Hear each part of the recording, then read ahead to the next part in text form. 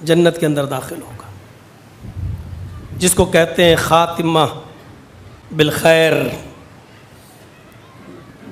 ہم اپنے سماج اور سوسائٹی پہ نظریں ڈالیں، آج کل ایسے کس کی موتیں ہو رہی ہیں؟ ارے جہاں ایک طرف شیطان ورغلا رہا ہو موت کے وقت ہمیں، اور ایسے موقع پر ہماری زبان سے لا الہ الا اللہ کا ورد نکل رہا ہو۔ امام مالک رحمۃ اللہ علیہ کی زندگی پڑھیے، پتہ چلے گا۔ امام مالک رحمۃ اللہ علیہ کا جب انتقال کا وقت قریب آیا تو وہ منہ میں بڑبڑانے لگے، لوگ ان کے ارد گرد بیٹھے ہوئے تھے، بڑبڑانے لگے، ابھی نہیں، ابھی نہیں، ابھی نہیں۔ وہاں جو لوگ بیٹھے تھے انہوں نے کہا، امام محترم یہ کیا آپ کے منہ سے نکل رہا، ابھی نہیں، ابھی نہیں، ابھی نہیں، یہ کیا بک رہے ہیں آپ؟ تو امام مالک رحمۃ اللہ علیہ کہتے ہیں کہ دیکھو یہ شیطان میرے سامنے آیا ہے، اور یہ شیطان ہم سے کہہ رہا ہے کہ امام مالک تم میرے چنگل سے بچ گئے ہو، بہت میں نے ڈورے ڈالے تمہارے اوپر، بہت میں نے تمہیں بہکانا چاہا، بہت غلط کام تم سے کرانا چاہا، لیکن تم پہلے شخص ہو جو میرے بہکاوے میں نہیں آئے، اور آج تمہارے انتقال کا وقت قریب ہے تو تم خوشی خوشی اللہ سے ملنے جا رہے ہو، ملاقات کا وقت ہے، تم میرے چنگل سے بچ گئے ہو، چنگل سے بچ گئے ہو، میرے دامن سے بچ گئے ہو۔ تو اس پر امام مالک کہتے ہیں کہ میں اس سے کہہ رہا ہوں ابھی نہیں، ابھی نہیں، ابھی نہیں، یعنی مجھے ڈر ہے کہ آخری وقت میں بھی کہیں تو مجھ سے کوئی غلط کام نہ کرا لے جائے، کہیں یہ بھی کوئی تیری چال نہ ہو۔ جب تک میری روح قبض عنصری سے پرواز نہیں کر جائے گی تب تک یقین نہیں ہوگا کہ میرا خاتمہ بالخیر ہو رہا ہے کہ نہیں ہو رہا ہے، ہو سکتا ہے کہ تو آخری وقت میں مجھ سے کوئی غلط کام کرا لے جائے۔ یہ امام مالک رحمۃ اللہ علیہ کا جواب تھا۔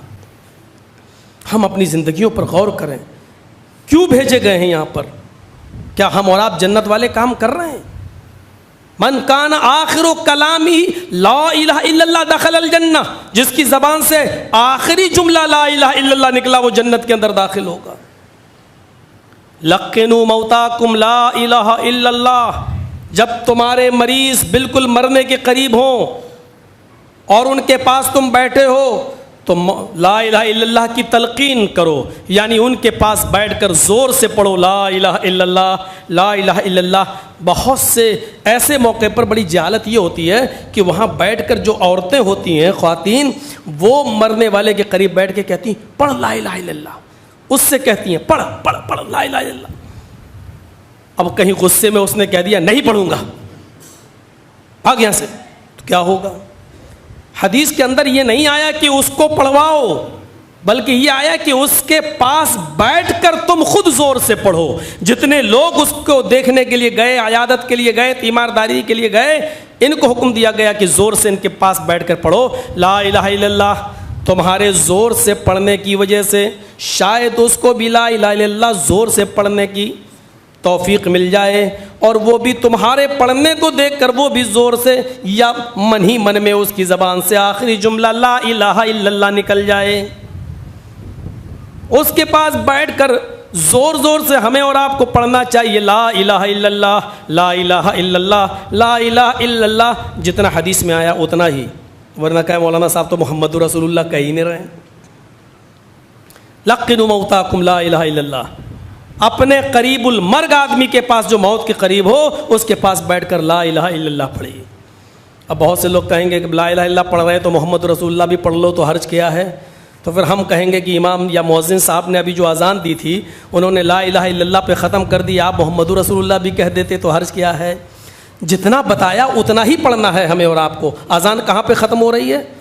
حی علی الصلاۃ، حی علی الفلاح، اللہ اکبر، اللہ اکبر، لا الہ الا اللہ۔ اب آپ کہیں کہ لا الہ الا اللہ پہ ختم ہو گئی تو کلمہ تو پورا لا الہ الا اللہ محمد رسول اللہ ہے، تو لا الہ الا اللہ پہ ختم کیوں کیا؟ محمد رسول اللہ بھی کہہ دیا ہوتا۔ نہیں صاحب وہ تو کہہ چکے ہیں اشہد ان محمد رسول اللہ میں، اس لیے یہاں ضرورت نہیں پڑی، تو وہاں تو یہ بھی کہہ چکے ہیں اشہد ان لا الہ الا اللہ، پھر یہاں لا الہ الا اللہ کی ضرورت کیوں پڑی؟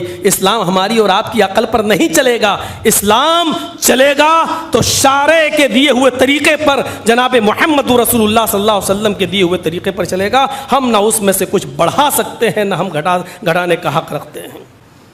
غور کیجیے، وہاں پڑھیے، ہو سکتا ہے۔ ایک حدیث میں آتا ہے کہ اللہ کے نبی صلی اللہ علیہ وسلم نے فرمایا کہ جس نے لا الہ الا اللہ کا وہ جنت میں داخل ہوگا۔ تو صحابہ نے کہا اللہ کے رسول، جب لا الہ الا اللہ کہہ دینے سے ہی ہمیں جنت مل رہی ہے تو اب ہمیں روزہ رکھنے کی اور نماز پڑھنے کی کیا ضرورت؟ ایک اور حدیث کے اندر آتا اللہ کے نبی نے فرمایا لا الہ الا اللہ مفتاح الجنہ، لا الہ الا اللہ، یہ سب بخاری کی حدیثیں ہیں، لا الہ الا اللہ مفتاح الجنہ، لا الہ الا اللہ جنت کی کنجی ہے، جنت کی چابی ہے۔ تو صحابہ نے کہا اللہ کے رسول جنت کی چابی تو آپ نے ہم کو دے ہی دی ہے، اب تو ہم جائیں گے اور تالا کھولیں گے اور اندر داخل ہو جائیں گے، ہمیں نماز پڑھنے کی اور روزہ رکھنے کی، حج کرنے کی کیا ضرورت؟ جب لا الہ الا اللہ جنت کی چابی ہے اور جنت کی جنت کی کنجی جب ہمیں مل ہی گئی تو نماز اور روزے کی کیا ضرورت؟ تو اللہ کے نبی صلی اللہ علیہ وسلم نے کیا فرمایا؟ لا الہ الا اللہ